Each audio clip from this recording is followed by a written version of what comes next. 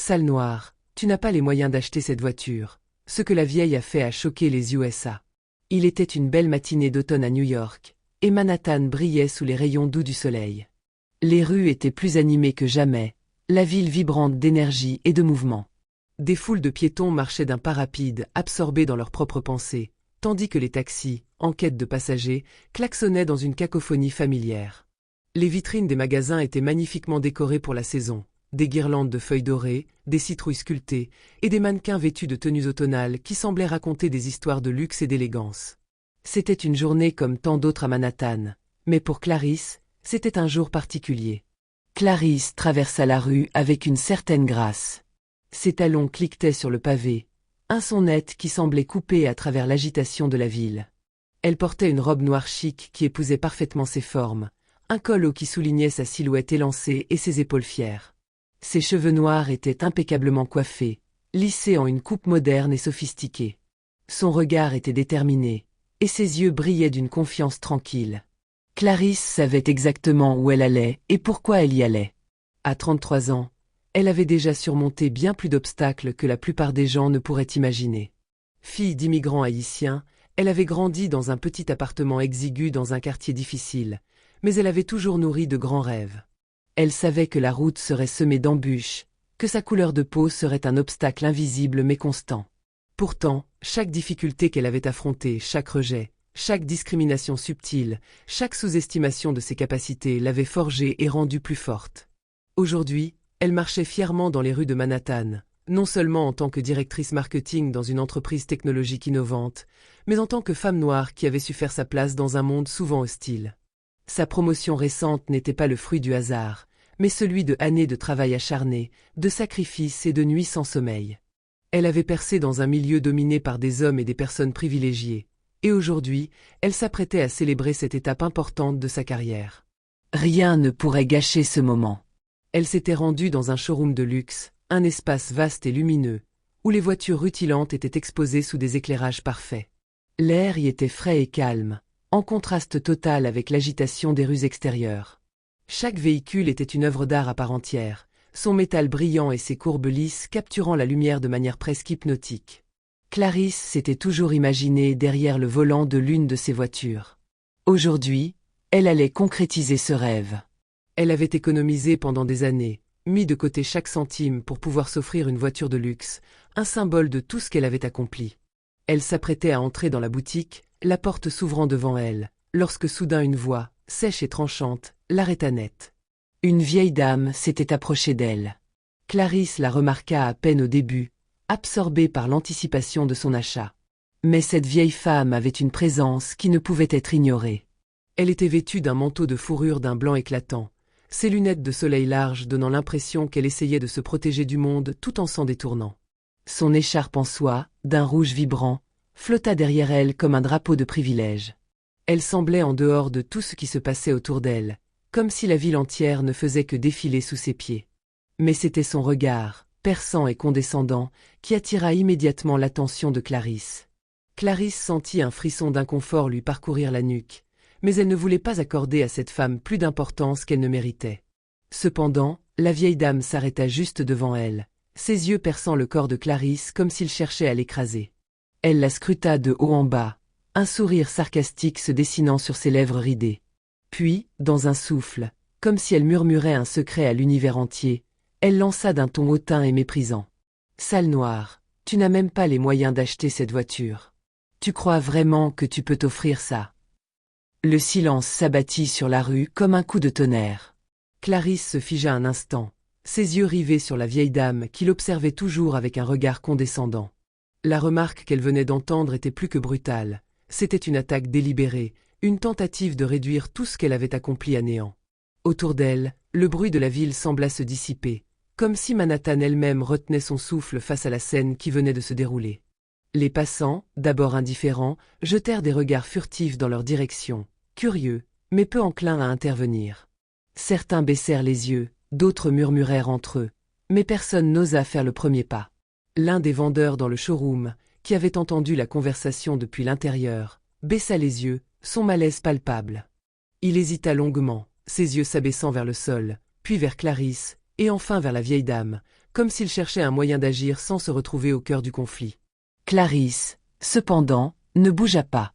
Elle se tenait droite, ses bras le long de son corps, les yeux fixés sur la vieille dame avec une sérénité glaciale. Elle avait appris, au fil des années, que réagir impulsivement à ce genre d'humiliation ne ferait qu'alimenter le feu de la haine et des stéréotypes.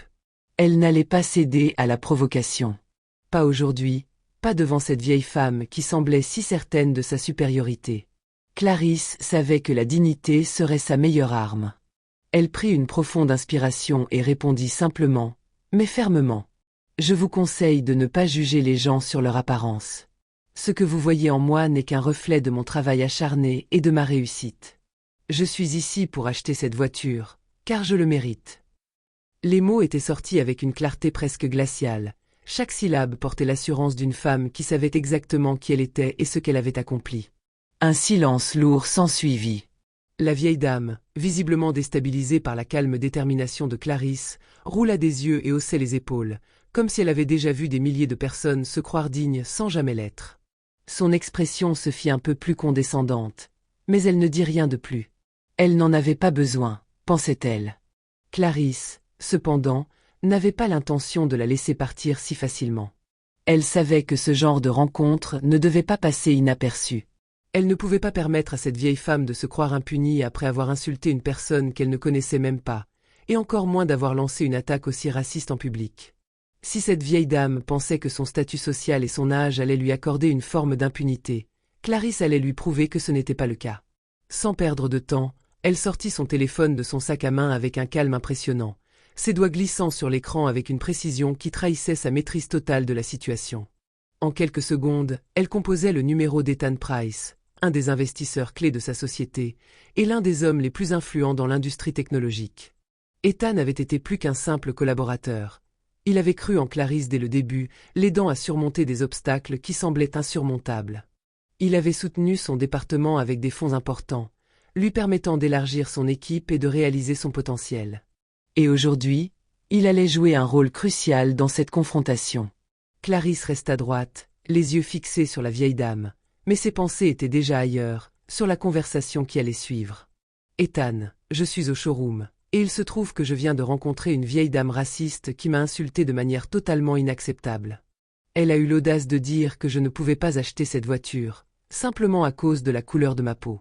Est-ce que tu pourrais m'aider à régler cela ? Je ne veux pas que cette situation passe inaperçue. » Le silence de l'autre côté du fil fut lourd, presque suffocant. Clarisse pouvait presque entendre les rouages de l'esprit d'Ethan tourner, alors qu'il comprenait l'ampleur de la situation. Il avait toujours été un homme de principe, et elle savait qu'il ne tolérerait pas ce genre de comportement. Après quelques secondes qui lui semblèrent une éternité, la voix calme d'Ethan résonna dans le combiné. « Clarisse, je vais m'en occuper. Je vais appeler les responsables de ce showroom, et nous allons régler ça de manière très publique. Ce genre de comportement n'a pas sa place dans notre société, et encore moins dans un endroit où les gens sont censés être respectés pour ce qu'ils accomplissent. Je veux que tu saches que je te soutiens à 100%.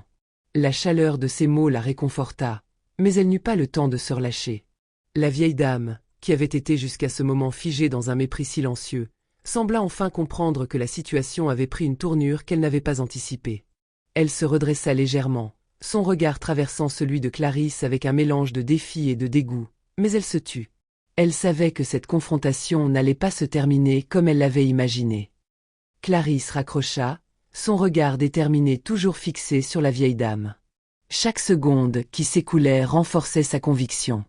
Elle savait que ce qu'elle venait de déclencher ne se limiterait pas à un simple affrontement dans ce showroom. C'était bien plus grand que cela. Elle attendit quelques minutes, son esprit calculant déjà les prochaines étapes.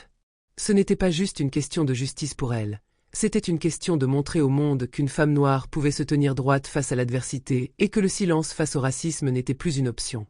Bientôt, un représentant du showroom, un homme dans la quarantaine au visage marqué par l'expérience, s'approcha d'elle.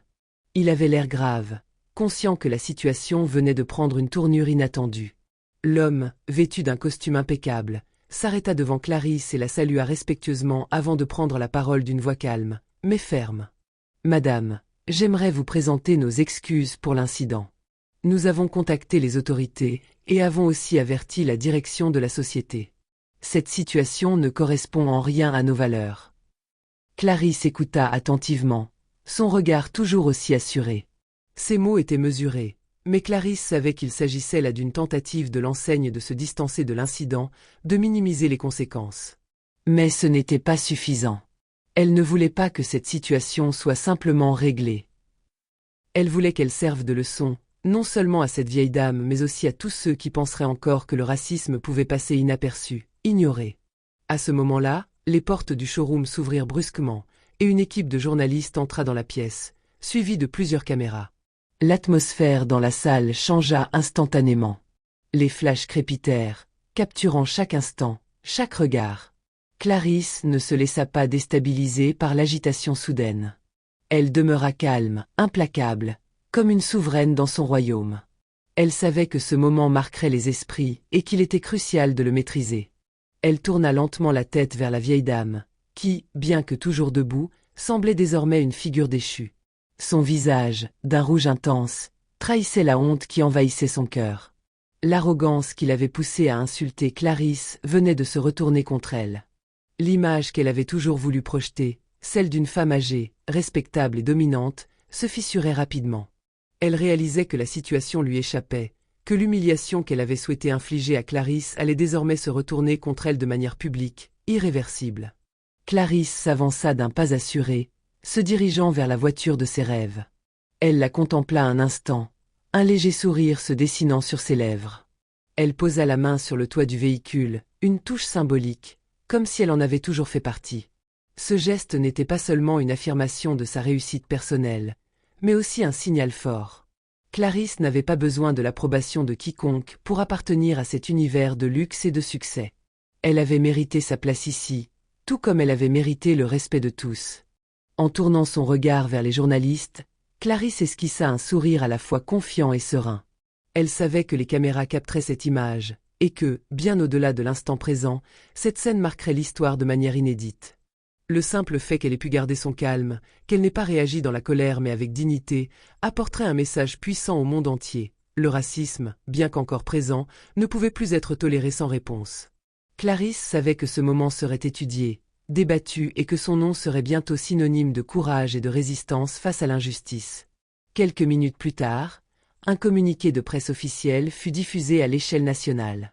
Les médias annonçaient l'incident de la vieille dame raciste et l'intervention rapide et décisive de Clarisse, soutenue par des figures influentes du monde des affaires. Les journalistes relayaient non seulement le contenu de l'incident, mais aussi la réaction de Clarisse, qui avait refusé de céder à la provocation et avait, au contraire, transformé cette situation en un moment de triomphe personnel et public. Les commentaires affluaient, des éloges pour son sang-froid, pour son intelligence et son courage. Mais il n'y avait pas que de l'admiration. Le public semblait désormais plus réceptif à la question du racisme dans les espaces publics, dans le luxe et dans les entreprises. Quant à la vieille dame, elle se retrouva rapidement dépassée par les événements. Sa tentative de discréditer Clarisse avait eu l'effet inverse. Elle se retrouva prise dans une tourmente médiatique qui la dépassait. Les accusations de racisme et de discrimination étaient maintenant sur toutes les lèvres. Le silence que la vieille dame espérait imposer à Clarisse s'était transformé en un vacarme public. La vieille dame, incapable de se défendre contre une telle vague médiatique, n'eut d'autre choix que de présenter des excuses publiques. Mais il était trop tard. L'image qu'elle avait construite pendant des années s'était effondrée. La vieille dame n'était plus vue comme une figure respectable, mais comme une femme accablée par la honte, l'objet de la réprobation publique. Clarisse, elle, se tenait toujours droite, une image de dignité dans un monde qui avait souvent tenté de lui imposer des limites. Son succès était désormais gravé dans les esprits de tous. Mais plus important encore, elle avait réécrit les règles du respect et de l'égalité, et ce faisant, elle avait donné un exemple à suivre pour ceux qui viendraient après elle.